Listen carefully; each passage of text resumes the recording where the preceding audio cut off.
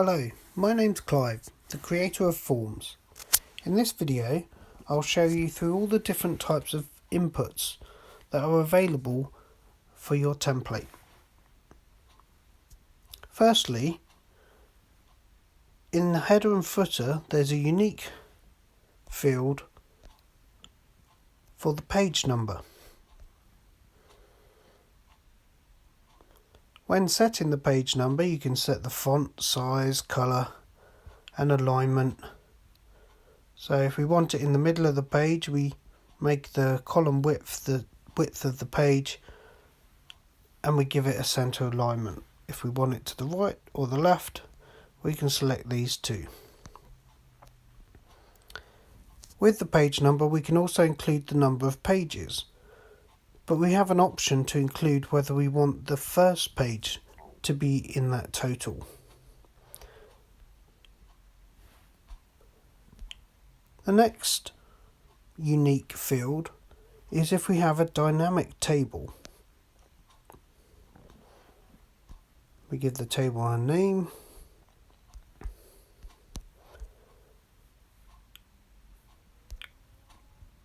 If we add a field to this table, is the row number. So this row number will effectively be the next number for each row of the table. So if you're having an image per row, you'll have a unique number to reference with your customers. Again, for this you can set all the font details, and for the column width that you would want, I'd recommend around 10 or 15 for that. At any point you can look at that and see how much column that is taken up in the page. If we go back and make a new section that is a static form, we'll go through all the other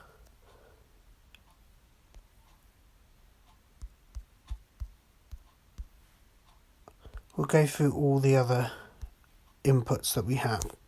But for the static form, we have to give it a row because we're essentially adding all of these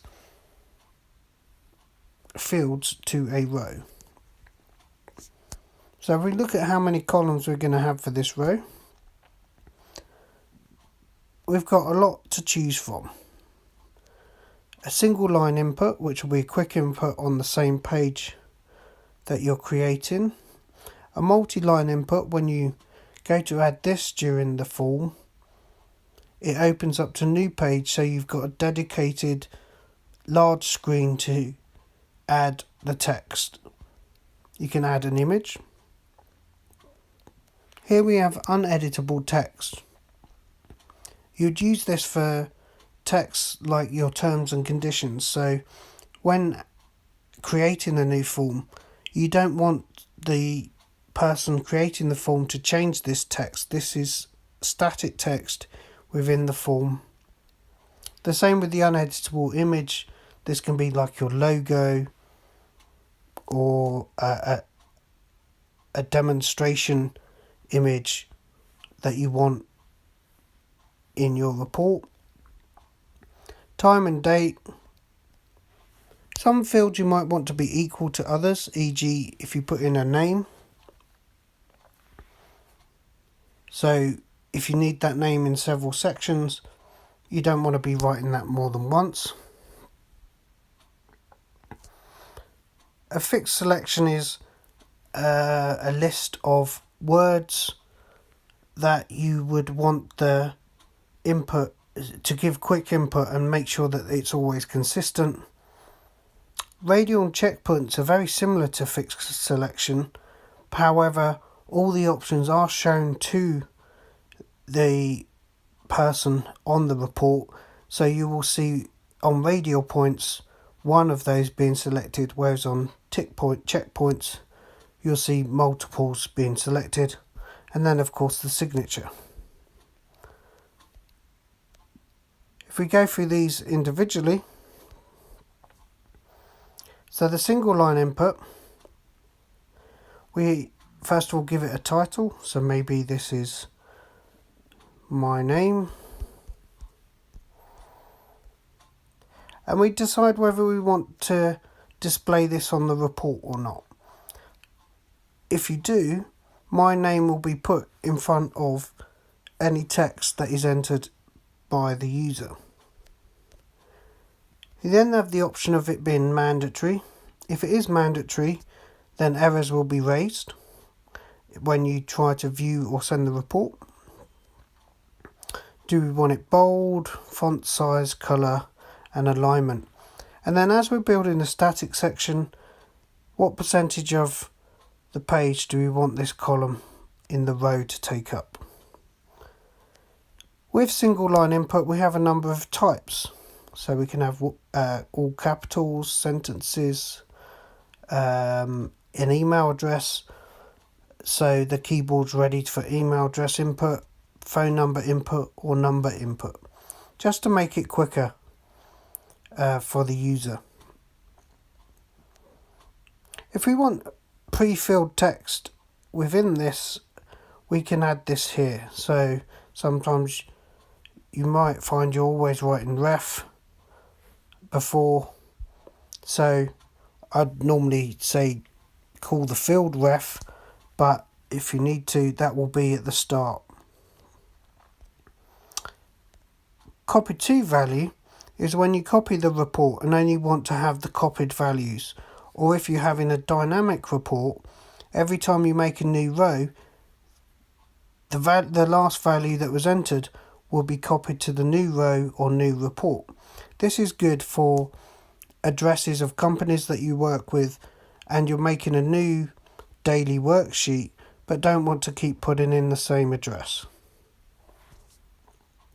We look at the next field, so multi-line input, very similar to single line input. You have fewer options for the text input.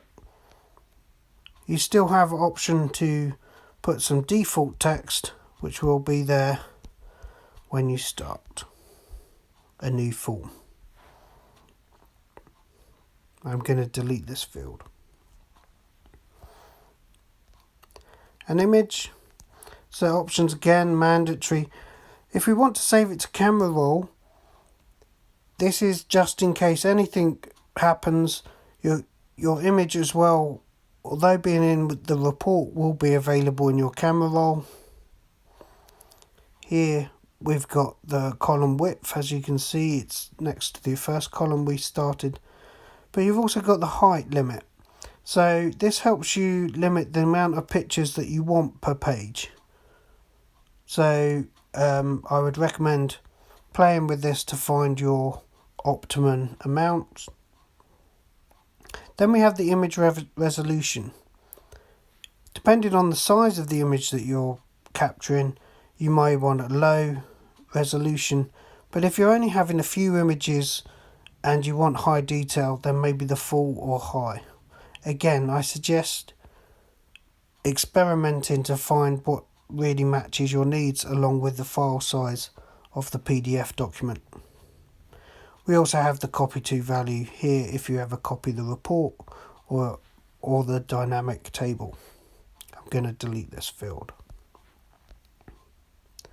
Uneditable text. As said, this would be used for something like terms and conditions that would always be in a report, or some descriptions, disclaimers, etc. So you have the fonts that you can set, and then you need to set some text on here. If we give this a name, but when we go back we get a warning that there's no text, so you can leave this blank if you want to be put in some spaces within the form itself, but typically you're going to be wanting to put in text there, so if you miss text there is a warning. But I'm going to delete that. Again, with an uneditable image, we've seen this before when you want to put maybe a logo. So here you'd be warned if you've missed out your image, but if we just add the logo, then we know that our logo is in the document. The user will not be able to edit this during the creation of a new form. So as we can see, we've taken up 100% of our row. We can change the order here if we edit this. And maybe we want to add a new row and look at some other field options. Time and date. Again, we give a title. Do we want the title to be displayed in the final report or not? Is it mandatory? And then how we want it to be typed out in terms of font, colour and alignment. The width that we want this field to be. And then we've got date format, and that's date and time. So if you want just the time, select a time field in the format that you want. If you want time and date, there's some options for how this would be laid out. And if you just want a date, there's many options for how you would want that, depending on which part of the world you're from. You can set whether you want the time and date to be created when the form or the row is created. So if you're visiting a property and you create the form on that day because you're doing the survey on that day, then you would want it to be created at that time. If you're doing a dynamic table and you're setting the time of the actions that you're doing, then maybe you want that time to be captured as you add a new row. But sometimes you don't want that. So when the property was built, maybe, then you wouldn't want that set at the time you create the report. However, you'd want it mandatory because it does need to be filled out. Again, you have the option to have this copied when you create a new row or copy the form.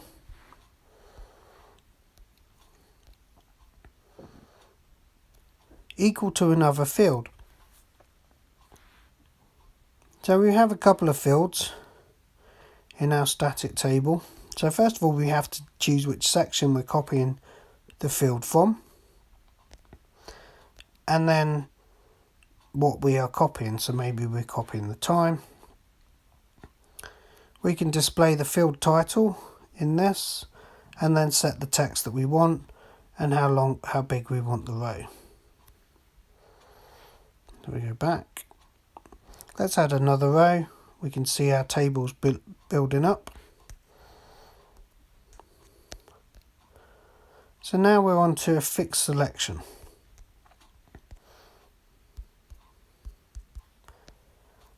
We can decide whether we want to display the title, so in this instance will be fixed with the document.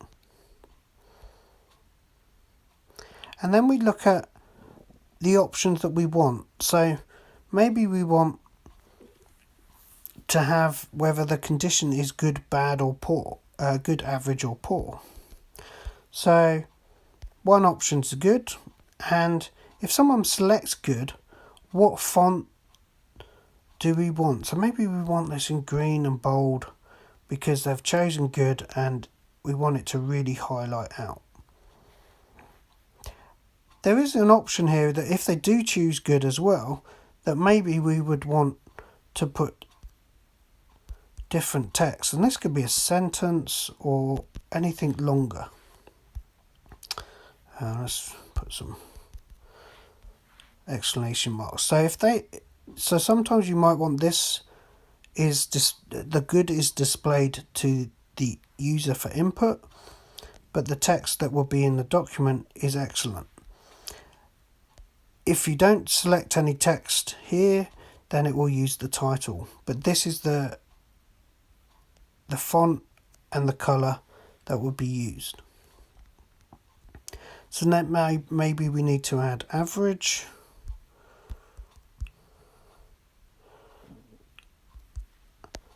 And we want that to be orange. and then we're going to add bad. We want that to be bold and maybe a little bit bigger and red. You also, for the fixed selection, have the include other option. What this does is if the user selects another option, they have the option to write free text. So if you don't want the user to write any free text, then just switch that off. And again, you can set the fonts that you would want that to be shown as. But let's turn this off. And also, if you put it in and you've realised that you want these to be displayed in the different order to the user for input, then you can reorder these. So looking back, so we've got our input and we've got a choice. So this is how it would be shown to the user, in a wheel or in segments. So if you've only got a few options for the user, to make it quick I would select segments, but if you've got too many, then select a wheel. So this is good enough for segments. Then we decide whether it's mandatory, as always, the width of this column, and if we want it copied from one field, from one report to the other, or from the last row when adding a table. So then if we add the next, we have radial and checkpoints, very similar.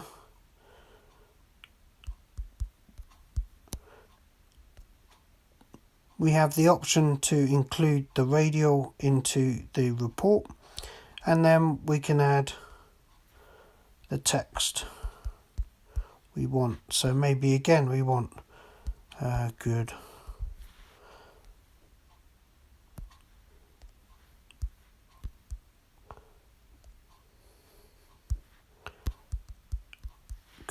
average and bad.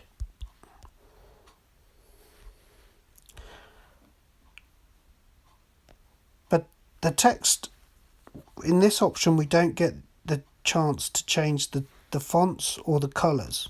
We do also have the other option as well.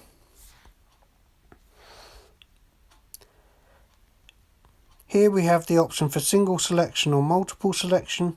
If single selection, you have the radial points, which is the circles. If multiple selection, you have tick. These will be shown as tick points. If we want to look what this looks like on the form, we can see now they're tick points. If we change to single selection, the good, bad, average and bad will be shown. And you notice this is average, whereas I've only got av, but it's taking the text from the different option. Actually, also, if we select other option and we go to the template, other option is not shown. However, if the user does type in some text for other, that will be shown in the final report. Also, we have the option here to put each option on a new line. So that will display like this in the report. So it's up to you. There's many ways to configure this. Obviously we have mandatory, we have how we want it to display, but this is for each of the options. We don't have a different text or font for each selection. And again, we have the copied option for a new row or form. And lastly, we have a signature. So let's call this acceptance. Again, is it mandatory in form? Now, what we have here is option to put some text above the signature. What this puts is some text above the signature in the report, but also on the screen itself whilst the person is signing it. So if you want some "I agree to the terms and conditions" shown to them before they sign it, you can add that here. And you can give some font sizes and colour and alignment for this, which would be shown on the form. Unfortunately, as you can see here, we've got it going off the page because we've got too many fields on this row. If we delete one of these fields, we go back into acceptance, we can see that, make it 100% again, and there's our "do I agree" with the text, but there's no signature there at the moment. We have an option for the height that we want the signature to be, very similar to an image, and then we can sign it if we want. If we want this to be in every report, or so it will already be there, or we can have this available so we can put a new signature in, and we can just go back and it's blank for a new signature from the customer. And again, we have the option to copy that signature between reports. That's all the field options for forms. I'd really like to hear if you have other options you would like, as I would be very willing to add those for you.